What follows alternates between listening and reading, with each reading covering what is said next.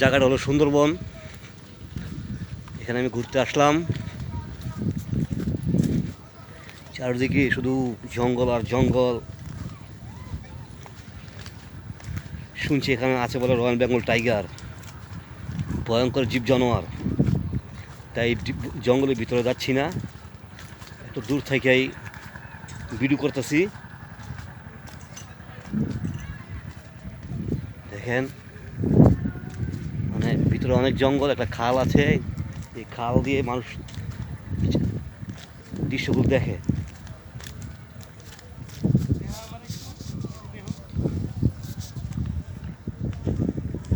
এটা হলো সুন্দরবন, ওই পাশে সুন্দরবন জঙ্গল, এখানে একটা খাল আছে, এখানটা মানুষ এই নৌকা দিয়ে দেখে।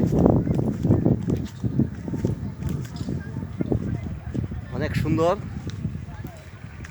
এটা হলো সুন্দরী গাছ।